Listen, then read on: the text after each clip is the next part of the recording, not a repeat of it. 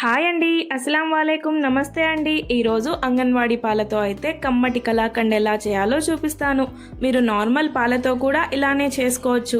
మరి వీడియోని స్కిప్ చేయకుండా చూడండి. అలాగే మన ఛానల్ని ఫస్ట్ టైం చూస్తుంటే లైక్ చేసి సబ్స్క్రైబ్ చేసుకోండి. నేను ఇక్కడ 500 ml ఉన్న ప్యాకెట్స్ అయితే 2 తీసుకుంటున్నాను. ఈ వీడియోని మీరు ఎక్కడి నుంచి చూస్తున్నారో కామెంట్ చేయండి.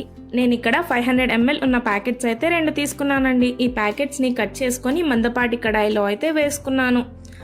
ఈ పాలని ముందైతే హై ఫ్లేమ్లో పెట్టుకొని బాయిల్ చేసుకున్నాను. పాలు ఇలా పొంగు వస్తుంటే గరిటతో కలుపుతూ ఉండాలి, ఎందుకంటే అడుగంటకుండా ఉంటుంది. ఒకవేళ పాలు అడుగంటి మాడిపోతే గనక కలాకండ్ టేస్ట్ అయితే మారిపోతుంది. బేకరీ స్టైల్లో అయితే టేస్ట్ రాదు. అందుకోసమని ఇలా గరిటతో కలుపుతూ ఉండాలి. పాలు మరిగే కొద్దీ మనం ఇలా గరిటతో కంటిన్యూస్గా కలుపుతూ ఉండాలి. అప్పుడే అడుగు మాడకుండా ఉంటుంది. ఈ పాలని మనం హాఫ్ క్వాంటిటీ వచ్చే వరకు మరిగించుకోవాలి. ఇలా మనకి అంచుల చుట్టూ పాలు త్వరలు కడుతుంది కదా, అది గరిటతో గీక్కుంటూ పాలల్లో కలుపుకోవాలి. పాలల్లో నిమ్మరసం ముందే పిండకూడదండి. ఇలా సగానికి బాయిల్ అయ్యాక పాలు చిక్కబడతాయి కదా, అప్పుడు మనం హాఫ్ నిమ్మకాయ పిండుకోవచ్చు. ఈ నిమ్మరసాన్ని కూడా ఒకేసారి డ్రాప్ చేయకూడదు. కొంచెం కొంచెంగా పిండుతూ గరిటతో కలుపుకుంటూ చెక్ చేస్తూ కలుపుకోవాలి. నాకైతే మొత్తం హాఫ్ నిమ్మకాయ అయితే పట్టిందండి. మనకి స్వీట్ అనేది స్వీట్ షాప్ స్టైల్లో పలుకులుగా చాలా టేస్టీగా అయితే వస్తుంది. పాలు విరగడం స్టార్ట్ అయ్యాక నిమ్మరసం వేయడం స్టాప్ చేయండి. పాలు విరగడం పడేంత వరకు ఇలా కంటిన్యూస్గా కలుపుతూ అడుగంటకుండా చూసుకోవాలి. పాలు ఇలా దగ్గర పడుతున్నాయి. ఇప్పుడు అందులోకి షుగర్ కొంచెం కొంచెంగా యాడ్ చేస్తూ గరిటతో కలుపుకుంటూ ఉండాలి. నేనైతే మెజర్మెంట్స్ కోసం ఈ చిన్న గిన్నె తీసుకున్నాను. స్వీట్ ఎక్కువ తినే వాళ్ళు ఉంటే ఇంకొంచెం ఎక్కువ యాడ్ చేసుకోండి. మనం షుగర్ని కొంచెం కొంచెంగా యాడ్ చేస్తే టేస్ట్ అనేది బాగా వస్తుంది. అలాగే షుగర్ కరిగాక ఇలా 1 స్పూన్ నెయ్యి యాడ్ చేసుకోండి. నెయ్యి యాడ్ చేసుకుంటే బాగా టేస్ట్ వస్తుంది. ఇది బాగా దగ్గర పడేంత వరకు కలుపుకోవాలి. ఇప్పుడు ఇందులో ఉన్న వాటర్ అంతా ఇంకిపోయి ఈ స్వీట్ మనకి ప్యాన్ నుంచి సెపరేట్ అవుతుంది అనుకున్నప్పుడు వెంటనే స్టవ్ ఆఫ్ చేసేయండి.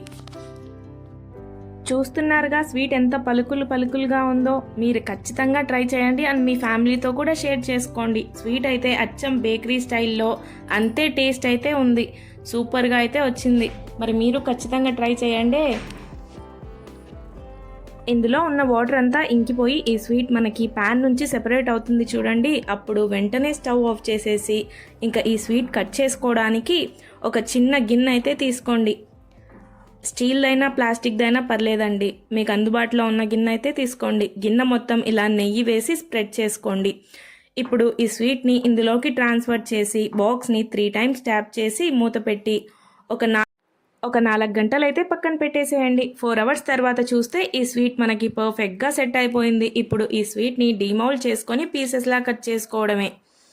ఒకవేళ మనం డీమౌల్డ్ చేసుకునేటప్పుడు మీరు తీసుకున్న బాక్స్ స్టీల్ది అయితే స్టవ్ మీద కొంచెం హీట్ చేస్తే గనక స్వీట్ ఈజీగా డీమౌల్డ్ అయిపోతుంది. ఇప్పుడైతే ఇలా పీసెస్లా కట్ చేసుకోవాలి. నాకైతే 2 ప్యాకెట్స్ అంటే 1 లీటర్ ప్యాకెట్కి 12 పీసెస్ అయితే వచ్చాయి. అచ్చం స్వీట్ అయితే బేకరీ స్టైల్లో ఎలా ఉంటుందో అలానే వచ్చింది. చూశారు కదా ఈ కలాకండ్ స్వీట్ పలుకులుగా ఎంత పర్ఫెక్ట్గా వచ్చిందో.